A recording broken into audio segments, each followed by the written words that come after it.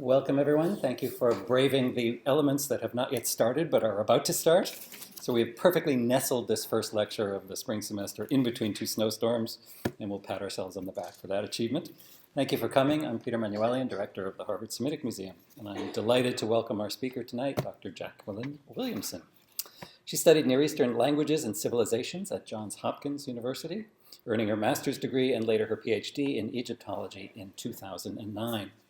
Her dissertation, as well as her continuing research, centers around the site of Koma Nana in el-Amarna, famous site of Akhenaten in Middle Egypt.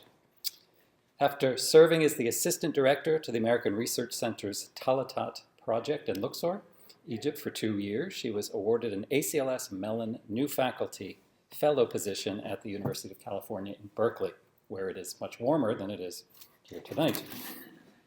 She's currently here with us. We're delighted to have her for the whole year. She's visiting faculty in Women's Studies and Near Eastern Studies through the Women's Studies in Religion program at the Harvard Divinity School.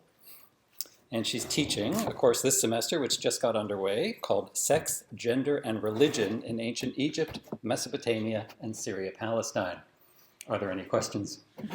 All bases are covered. How about that for the entire region and every topic you could possibly be interested in? She's also finalizing her manuscript for her first book on the site of Koma Nana, which she argues is the site of the lost sun temple of the famous Queen Nefertiti. So tonight she'll speak on 2 separate topics for us: the role Nefertiti played in the cult of Atenism, which some might call monotheism and others very definitely would not, and also the role her sun temple, that's Nefertiti's, not Dr. Williamson's, sun temple, played in the mortuary cults of the elite at el-Amarna. So please join me in welcoming Dr. Williamson. Before I give you her lecture title, I want to remind you that there's a reception right after the lecture at the Harvard Semitic Museum. So please join us by going out the front door, take an immediate right turn, and the Semitic Museum first floor is where there will be things to eat and drink. So join me in welcoming Dr. Williamson for the Sun Temple of Nefertiti, Sex and Death. Thank you, Peter. Thank you so much, Peter. That was really a very generous introduction. So yes, I'm hitting things now. Okay, that's not good. So thanks very much for coming again, despite, hello, Egyptologists, hi. So my talk will begin by reviewing the historical context of Nefertiti's reign and then turn to an examination of Egyptian queenship in general and Nefertiti specifically. This will in turn set up my discussion on the discoveries I've made regarding what I believe to be her Sunshade of Re temple, or her Sun Temple, a structure that was mentioned on the foundation texts of Akhenaten city at el-Amarna, but which had not been found archaeologically. I will then turn to an interpretation of some new evidence from the site that indicates that I believe is her lost Sun Temple, as well as discuss its role in the mortuary cults of the non-royal individuals at el-Amarna. Akhenaten ruled for approximately 17 years, from approximately 1353 to 1336 BC. This begins in the 18th dynasty of the New Kingdom, one of the most prosperous time periods in ancient Egyptian history. The vast Egyptian empire in this era stretched down to the Sudan in the south and up to the northern reaches of Syria. The wealth of this empire was at its zenith under Amenhotep III, who was the father of Akhenaten. This period of economic stability allowed Amenhotep III to initiate great building plans throughout the country. Throughout Egyptian history, core institutions such as these temples were endowed by the king with lands and material goods, which in turn redistributed that material to the general population. So as well as being economic engines, temple compounds were not simply houses for deities, but were microcosms of Egyptian cosmogony as well. The proper functioning of these temples guaranteed the continuance of prosperity for the entire kingdom. And temple art provided the mechanisms whereby the king and the elite asserted their ideology and power to the illiterate, who made up a large majority of the population at this time period, of course.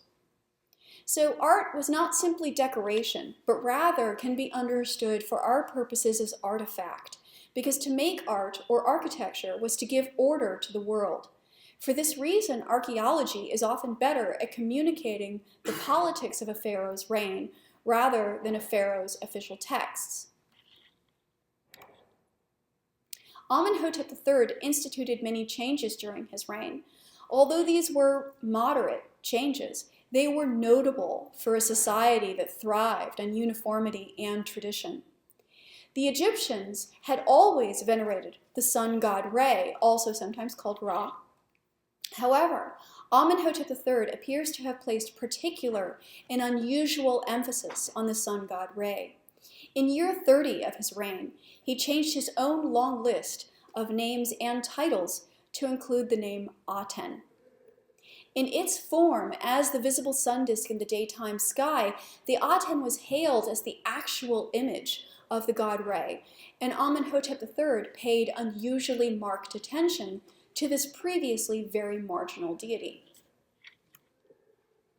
Amenhotep III had several children with his wife, Queen Ti. The eldest son, named Tutmosis, predeceased his father. The youngest, named Amenhotep IV for his father, became the heir apparent. A few years after the death of Amenhotep III and his assumption of the throne, Amenhotep IV, whose name meant Amun is satisfied, changed his name to Akhenaten, which means one who is effective for the Aten. During the first year of his reign, Akhenaten, who was then still called Amenhotep, completed the monuments his father had begun, including parts of the temple to Amun at Karnak. According to inscriptions on these structures, he was married to Nefertiti sometime before his 4th year in office. As none of her own titles indicate a royal lineage, we can only assume that Nefertiti was the daughter of a noble but not necessarily royal family. By the end of his 4th year, Akhenaten, like his father, had built prolifically at the site of Karnak. However, in both a radical departure from tradition, as well as a slight to the god Amun, the massive complex he built was not only larger than Amun's main temple at Karnak, it was also dedicated to another god, the god Aten. On an inscription which he installed within Amun's temple, Akhenaten is actually recorded as giving a speech to his court where he explains to them the falseness of all gods but the Aten. The footprint of the Aten complex that you see here, by the way, is actually only 1/4 of the entire structure. We know from inscriptions that he likely had at least 3 more in addition to this, so it was a massive structure. In this new complex, the god Aten, who had traditionally been represented as a hawk-headed man with a sun disk crown, had been given a new image as well as a new home. The god's image was abstracted to a hovering sun disk with rays of light streaming from it. Each ray of light ended in a hand which upheld Akhenaten and his wife. Although at first glance to our eyes this appears to be a very personal and attentive god, the hands of the Aten only extend to a very short list of names of items and people. Neither the children of Akhenaten and Nefertiti nor the common people are blessed with this kind of direct attention. However, the Aten's rays do extend to his own temples and offerings, as well as scenes of natural beauty like calves frisking in the dawnlight. The changes Akhenaten wrought did not stop with this new temple and a new image for a completely reconceived god.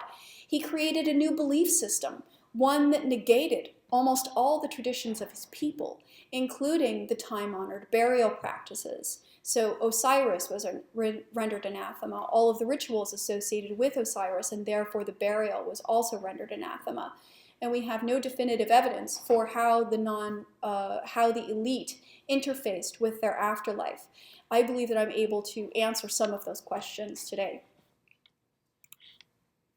So using the main mode of propaganda available to him, Akhenaten used the iconography developed over thousands of years to explain and communicate these changes.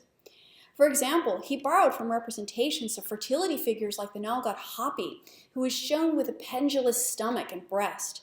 Akhenaten reappropriated this fertility-associated imagery as a means to communicate the fertility and abundance conveyed by a belief in the Aten. He represented himself and Nefertiti as overweight with bowed backs and spindly limbs. And to further emphasize the exceptional status of himself and his family, Akhenaten exaggerated his natural features. The elongation of his face and the slitted eyes with deep cheeks, paired with the slackness of his musculature, likely shocked his audience in a manner that was perhaps intentional. Akhenaten did not mean for his changes to be traditionally subtle or palatable even. He wanted for his audience to take notice and perhaps also wanted for them to be shocked or disturbed. Late at night one time with Barry Kemp, who's the head of the el-Amarna expedition, he and I were wondering who Akhenaten would be if he was alive today. We both agreed that he would be Sid Vicious.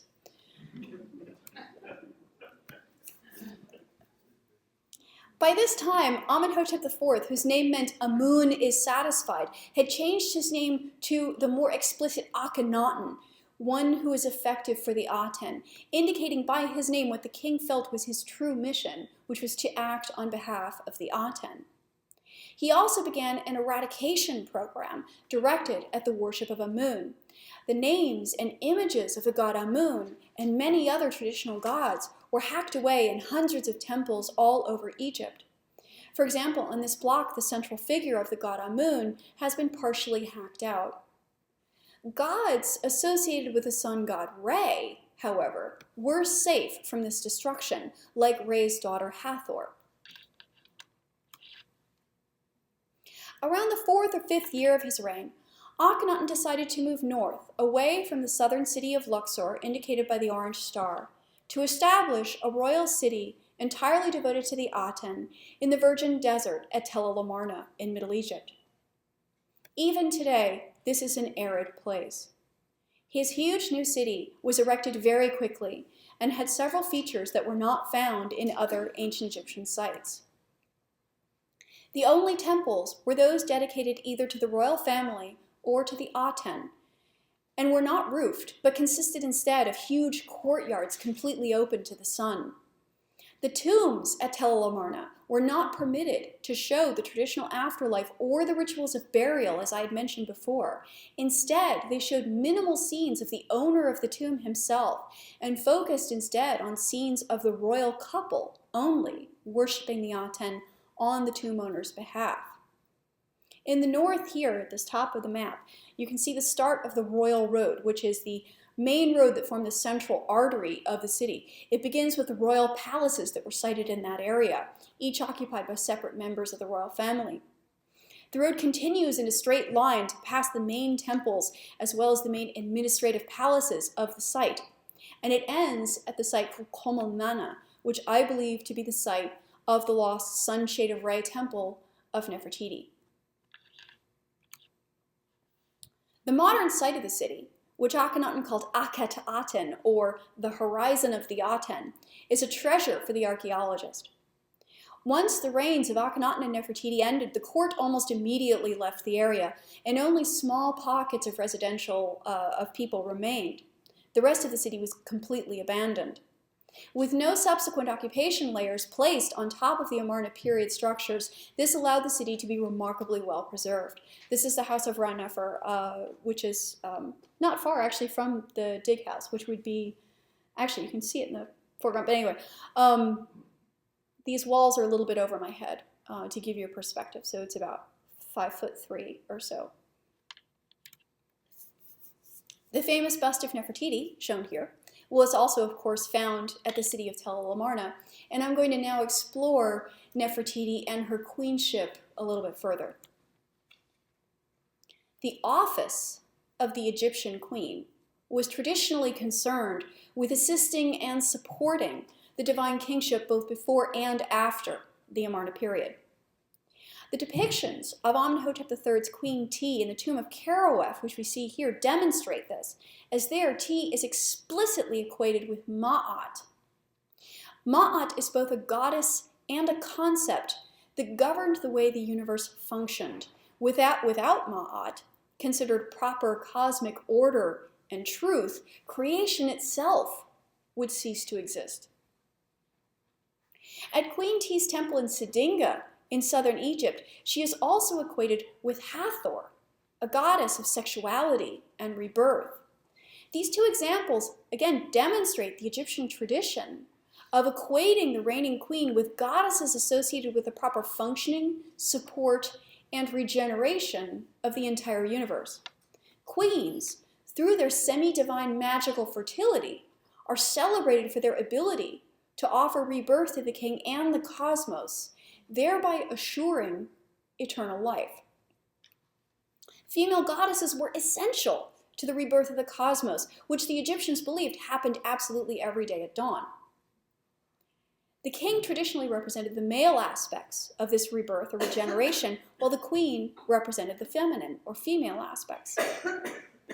However, the female creator goddesses had been rendered anathema by Atenism. So a void remained in the cosmogony of the Aten religion. Traditional Egyptian religion had functioned by creating triads, pairing a male with a female god who in turn created an offspring and thus the universe itself.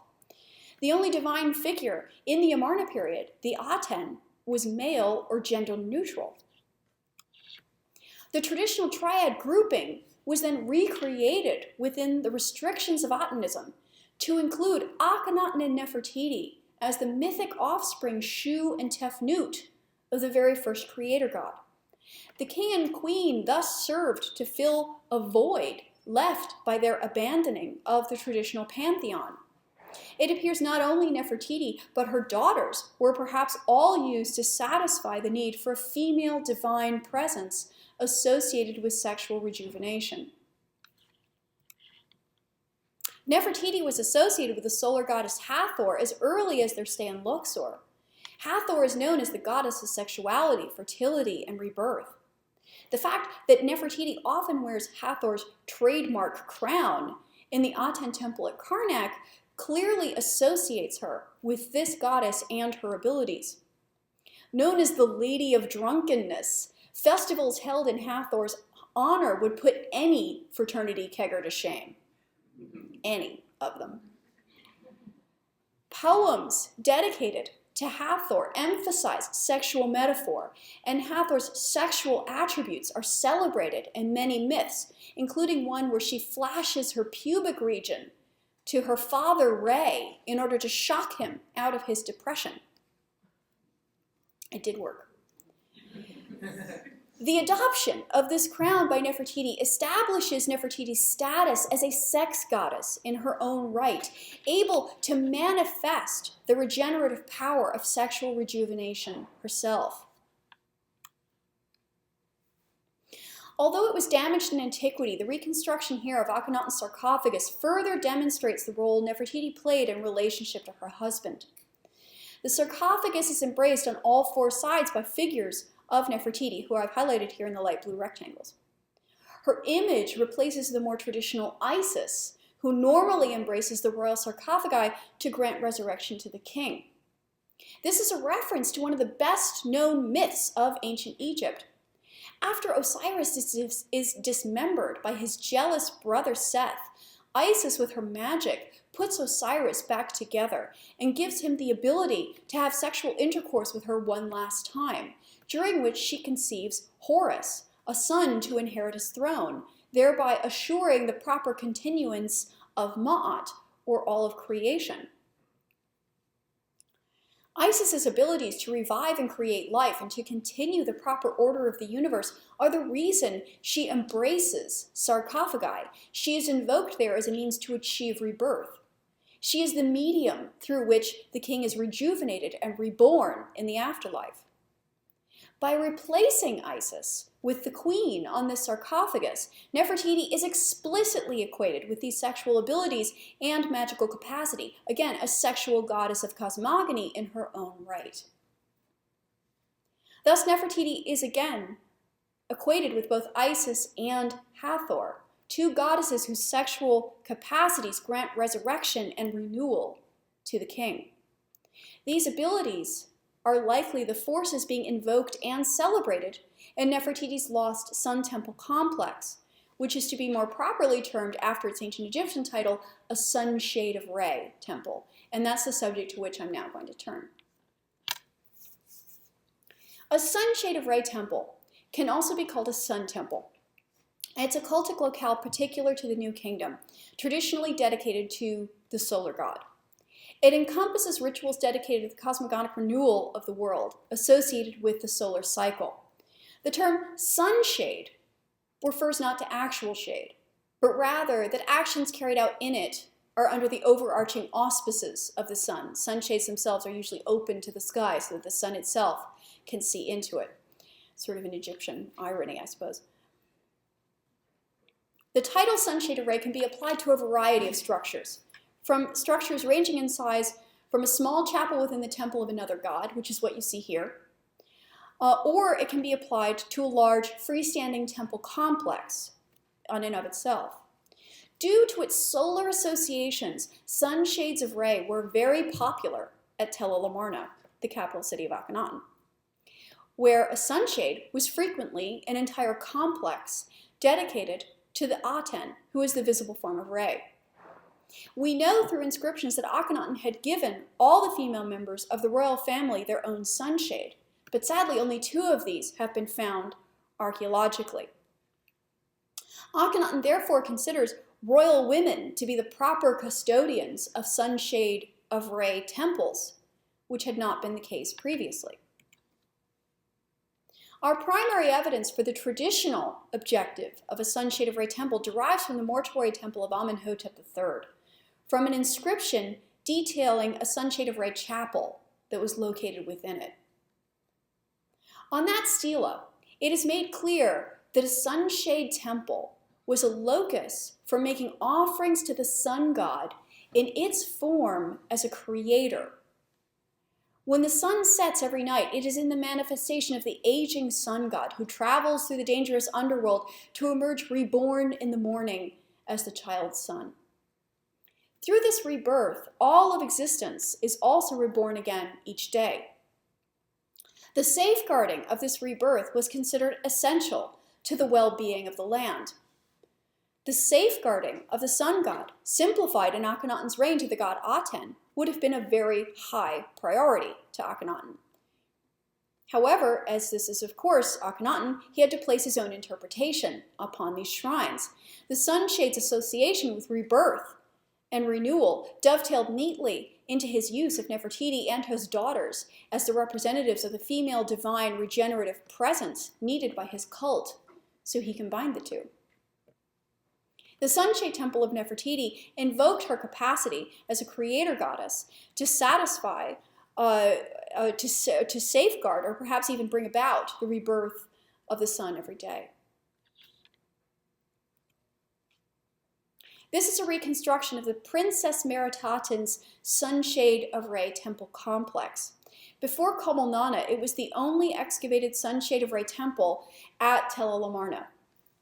Note that Maru-Aten inherited this structure from Akhenaten's minor wife, Kia, who disappears from the historical record sometime around year 16. In this reconstruction, you can see the size of the man-made lakes and pools and the extensive garden that was part of the princess's sun temple complex. We also have evidence for several garden areas at Nefertiti's sun temple as well. As both sites are situated on a desert plain, the maintenance of the standing water in these man-made lakes and pools and the maintenance of the gardens represents an enormous outlay of capital. Although a well was located nearby, the labor to maintain the site alone would have been quite prodigious. The appearance of these structures as fertile areas must therefore have been of paramount importance. According to Egyptian myths, when the world was very first created, it was a watery, chaotic space, and out of that water sprang vegetation and other forms of life. This, then, is a physical manifestation or even a portrait of that very first moment of watery creation.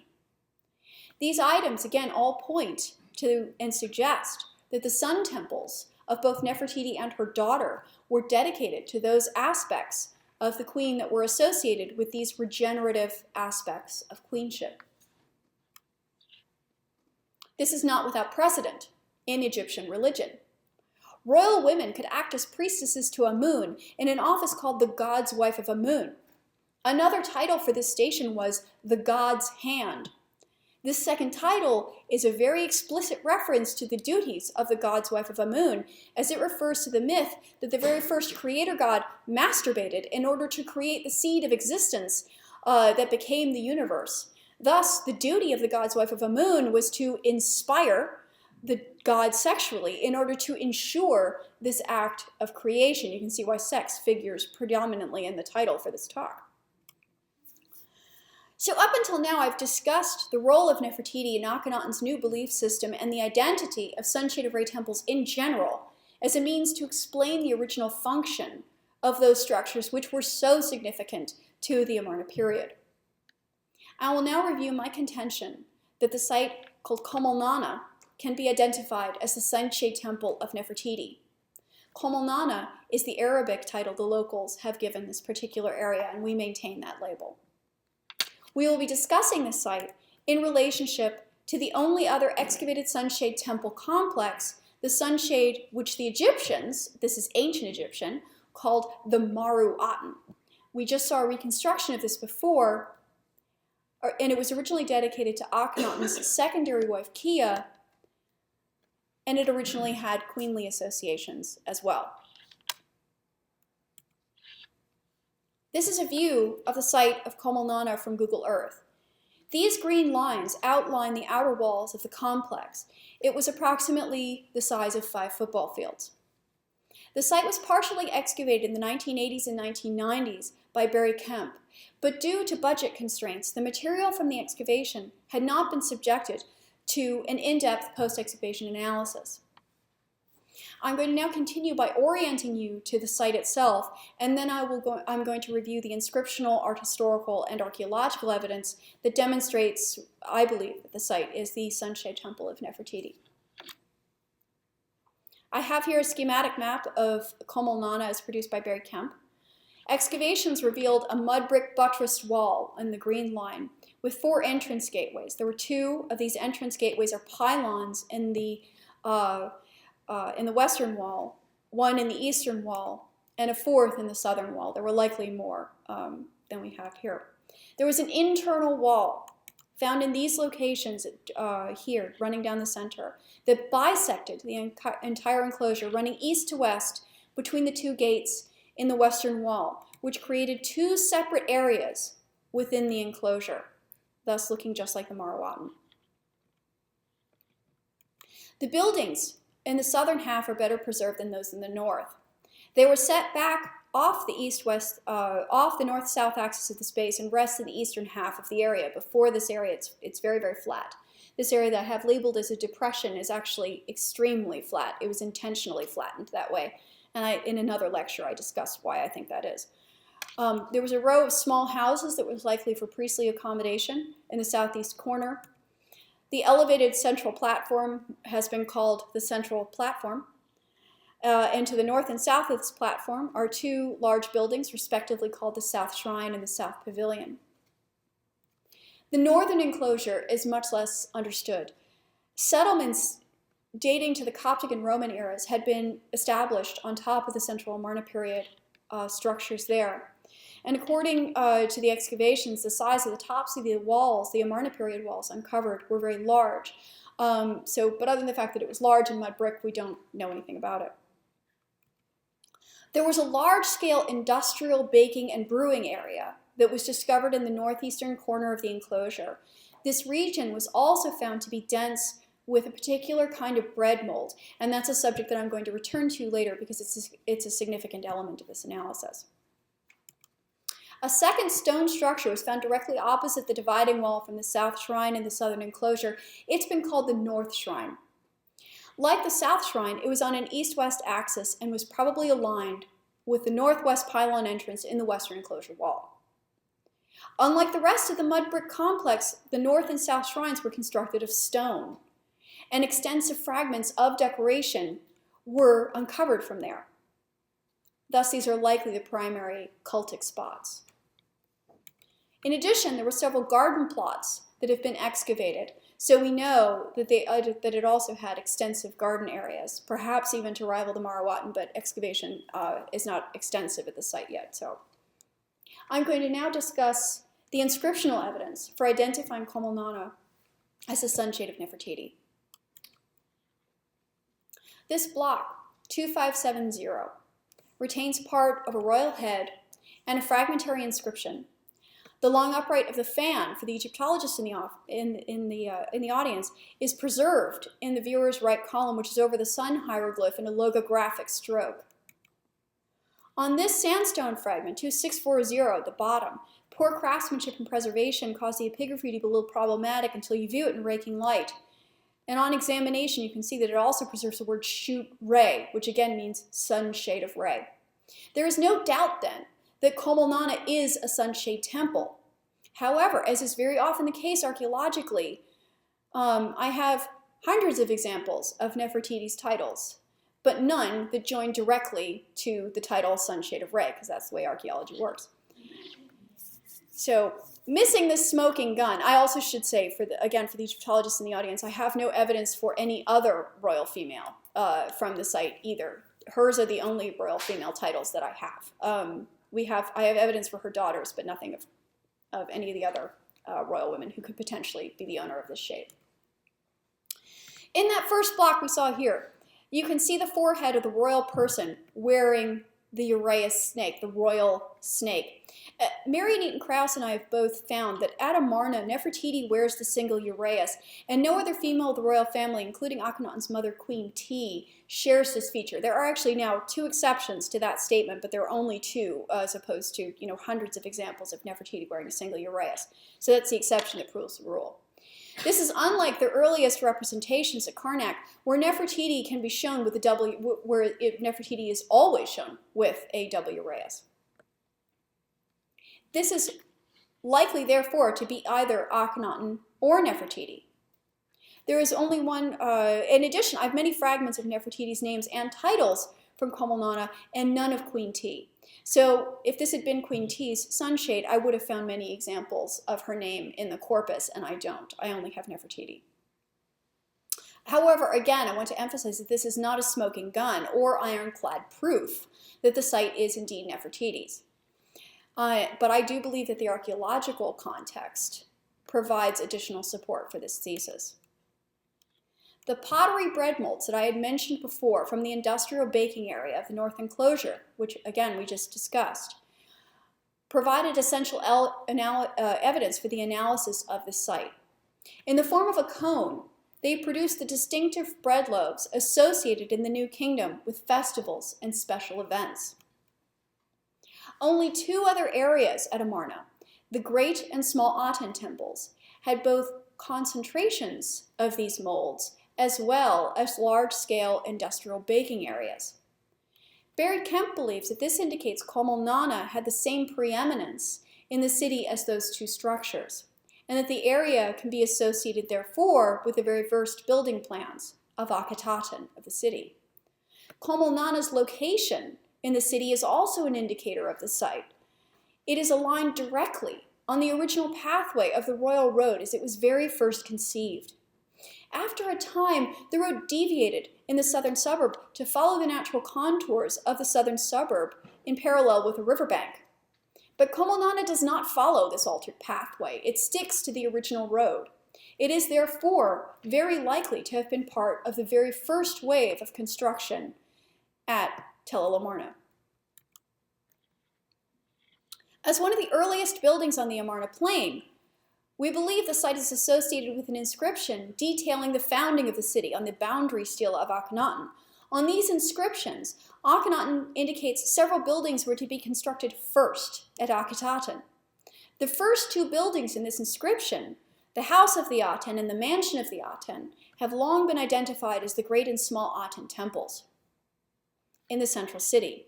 However, the third, called the Sunshade of Re and dedicated to Nefertiti, or the Great Royal Wife, had been considered lost to the archaeological record.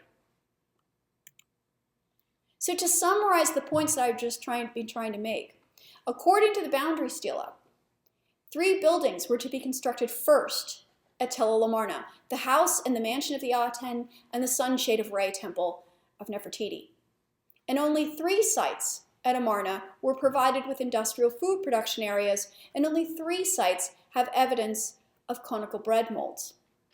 Further, 3 of the largest areas at Tel el-Amarna are on the original pathway of the royal road. The first and second of all of these are the house of the Aten and the mansion of the Aten, or the great and small Aten temples, and Koma Nana is the third. Koma Nana, therefore, could be the 3rd building mentioned in the proclamation, and I believe the missing sunshade of Re temple of Nefertiti. In summary of the points I've covered so far in this talk, we've reviewed Amarna queenship and the role Nefertiti played as a cosmogonal goddess in relationship to the Aten cult. We've discussed sunshade of Re temples, establishing their role in the Amarna belief system as a means to ensure cosmogonal renewal by invoking the sexual abilities of Nefertiti as a divine progenitor to protect the rebirth of the sun god, celebrated in his form as a creator god. Since all sunshade temples at Amarna were associated with royal women, their capacity to assure regeneration would also be at play here, whether Nefertiti owned this sunshade of Re temple or not.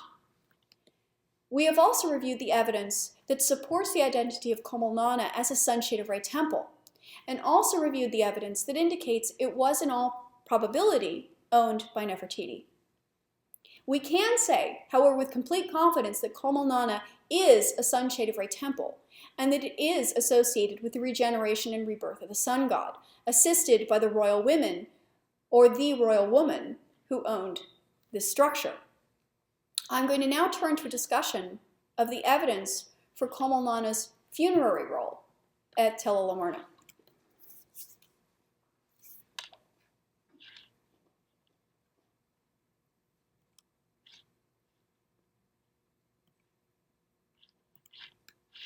This is the first fragment of inscription that we looked at with the sunshade of Re title. After I published this inscription, Marc Gabold at the University of Montpellier suggested that other traces on it revealed an additional structure, one that he had been trying to track down for several years, a building that is mentioned only once in the city itself, called the Maru-Aten temple in ancient Egyptian. The translation of this title is still a subject for Mark and I emailing each other late at night in frustration with each other. So I'm going to refer to it hereafter in just simply ancient Egyptian, and for those of you who care about ancient Egyptian grammar, we can talk about the title later. So I'll just talk about it, so I'm just going to refer to it as the Maru-Aten for fear that Mark will get on a plane and beat me in the middle of his talk. So here's that original block with a reconstruction of the hieroglyphs. As you can see, in the reconstruction of the column of inscription on the left, the traces of the left column preserve the word roed or roedge, though this is late Egyptian, so it's starting to be roed rather than roedge. I'll admit that although I was convinced by Mark's contention that this had traces of the word roed because it's very clear, I remained quite skeptical for about another year after this, that there's no evidence for the word that follows the word roed, so I was very skeptical. That is, I was on the fence until very year after that, and then I found this fragment that proved that indeed Mark was right.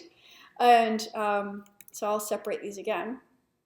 And you can see that enough remains on this block to prove that the word following the word roed is indeed Anku, so roed, Anku, Aten. This was a very exciting moment.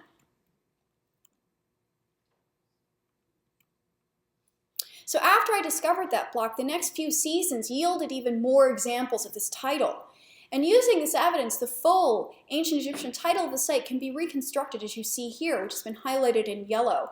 And it can be translated in this way: the sunshade of Re in the roed Anku Aten. Before this evidence was discovered from Koma Nana, the only other time the roed Anku Aten is mentioned on an actual monument at Tel el-Amarna is in the tomb of Ai, a high-ranking courtier. Its mention was always a puzzling aspect of this tomb, and many scholars actually doubted that it even had a real-life parallel. It occurs on the ceiling of the main axis of this tomb, carved with 3 lines of inscription, and this is that section of the text right here. And it says, "May you, i.e. the official eye, be given offerings and provisions from the Roed Anku-Aten by the king, the son of the Aten, who has decreed it for you forever. May you receive it and go forth in his presence every day." There are 3 significant points to draw from this evidence. First, the title refers to a site where provisions are given by the king to his courtiers. And second, those provisions are offered in context of the support of a mortuary cult, likely as an offering to the deceased in order to support their continued existence after death. Third, you will note that it also does not mention a sunshade of Re, which is why no one knew that it could be associated with a sun temple. This is a hieratic ostracon which I found in the British Museum in the summer of 2012. It contains one of the only other mentions of the Roed Anku-Aten, which I've underlined here in red. Based on first analysis, the ostracon here references the Roed Anku-Aten in association with the purchase of material goods. Also, like the Tomb of Ai, it makes no reference to the sunshade of Re. So it was quite a surprise to discover the inscriptions from Koma Nana that demonstrate the Roed Anku-Aten and the sunshade were so closely related, because the sunshade inscriptions from Tel el-Amarna do not mention a Roed Anku-Aten, and the Roed Anku-Aten do not mention the sunshade of Re temple. We had no idea that they were actually within the same compound. There are 2 possibilities to explain these omissions. Either the sunshade was constructed first and the Roed Anku-Aten was added to it later, or the Egyptians thought of the 2 areas as completely separate and saw no need to reference them together. Since other mentions of these 2 sites, and this includes another hieratic ostracon that I found, and of course those royal texts we reviewed from the Boundary Stela and that Tomb of Ai, these all span enough of a long time frame that extends past that first wave of construction. This favors then the second interpretation, that the Egyptians thought of the 2 as separate institutions. It appears the only time they felt the need to reference the sunshade and the Roed Anku-Aten together was at the site itself, to accurately reflect the makeup of the complex. The evidence from this ostracon and the inscription from the Tomb of Ai also provide, again, a first glimpse into the character or function of the Roed Anku-Aten. The ostracon suggests it was actively engaged in the consumption of material goods. Due to the evidence in the inscription of the Tomb of Ai, where it is identified as a place where the deceased will receive offerings from the king, it is likely that some of the material goods being mentioned here are meant to supply some kind of mortuary cult to the elite at Tel el-Amarna. So it's possible to suggest the Roed Anku-Aten was related to offerings in association with the deceased overseen by the king. From this we can say the sunshade of Re was dedicated to the cult of the sun god in his form as a creator god, and the Roed Anku-Aten was associated with the king's support of his courtiers' mortuary cults. Although at first this seems like a very strange combination, in fact, sunshades of Re were traditionally associated with the dead.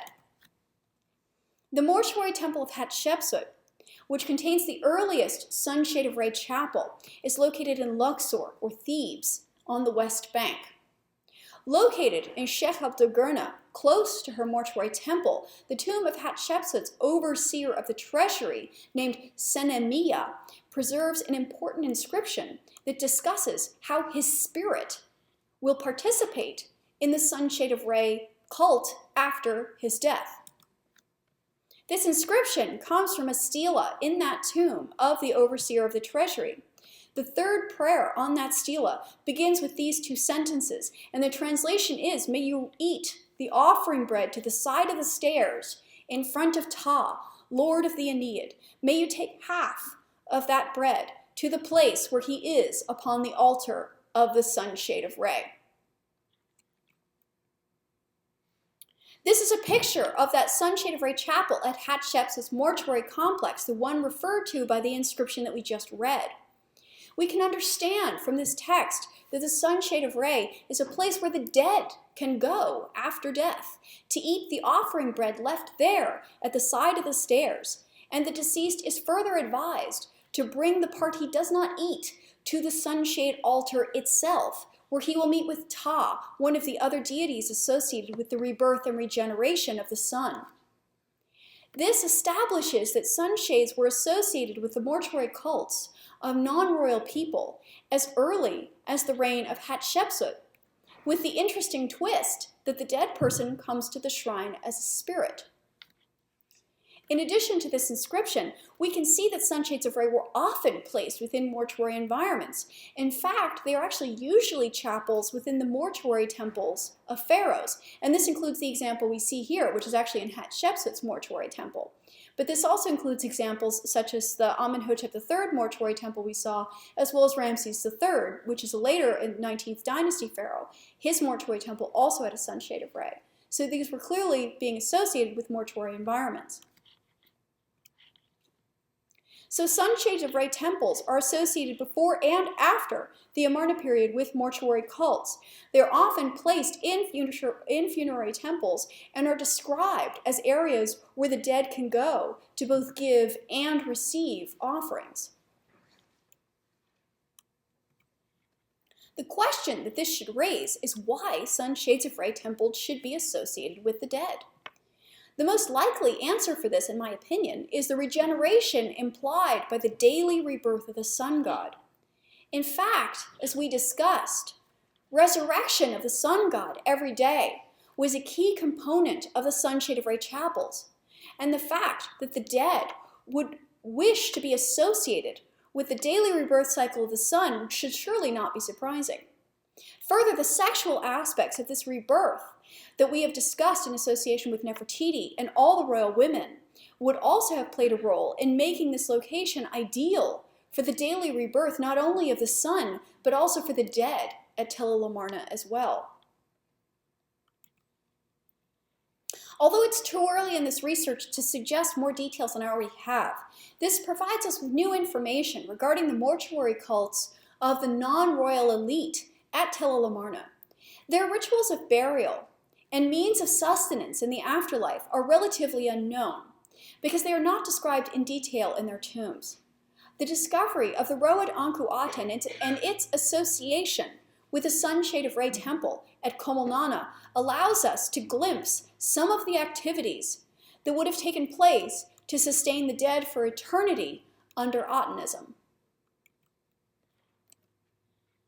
So I've discussed several topics today, including the role of queens in the Amarna period. We've also reviewed evidence that suggests the site of Koma Nana is the sunshade of Re temple of Nefertiti, and also read texts that demonstrate that this sunshade of Re temple, whether owned by Nefertiti or not, was also a site associated with the dead in the city of Akhenaten, a site called the Road Anku-Aten. Although further study is most certainly required, it may be that Akhenaten replaced traditional mortuary cults of his citizens with offerings from the Road Anku-Aten, overseen by himself and benefiting from the renewal and regeneration brought about by Nefertiti and the rebirth of the sun. Thank you very much for your attention.